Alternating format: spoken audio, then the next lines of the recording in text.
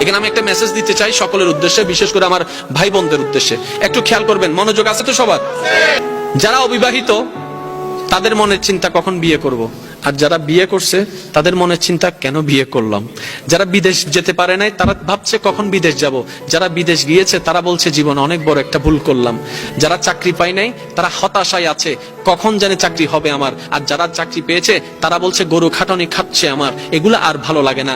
যাদের ব্যবসা নাই তারা ব্যবসার পলিসি করার চিন্তা করছে, ব্যবসা এস্টাবলিশ করার চিন্তা করছে, আর যাদের ব্যবসা আছে বলে যে এই জীবন আর ভালো লাগে না। যাদের বউ নাই তারা বলে যে কখন জানি বউ আসবে আমার ঘরে, আর যাদের বউ আছে তারা বলতেছে আহারে কেন যে আমি এই ফুলের মালাটা গলায় নিলাম। যাদের স্বামী নাই তারা বলে যে আমার তো কোনো কিছু নাই, আর যারা স্বামী আছে তারা বলে যে স্বামীটা পাওয়ার চাইতে না পাওয়া অনেক ভালো। আপনি যদি একটু ঠান্ডা মাথায় খেয়াল করে দেখেন, পানেওয়ালা যারা তারাও অসন্তুষ্টি, না পানেওয়ালাও অসন্তুষ্টি, কোটিপতিও অসন্তুষ্টি, গরিবও অসন্তুষ্টি। তাহলে সন্তুষ্টি কারা? তখন ইসলাম উত্তর দেয় পাও কিংবা না পাও, যতটুক পাও, কম পাও কিংবা বেশি পাও, সর্বদা যদি সুখী থাকতে চাও, পাও না পাও সর্বদা আলহামদুলিল্লাহ বলে আল্লাহ শুকরিয়া আদায় করতে থাকো। পাইলো আলহামদুলিল্লাহ, না পাইলো আলহামদুলিল্লাহ, গেলেও আলহামদুলিল্লাহ, না গেলেও আলহামদুলিল্লাহ। তুমি শুধু আপন রবের প্রশংসা খুশি মনে করতেই থাকবা, তোমার অশান্তি অন্তরে আল্লাহ পাক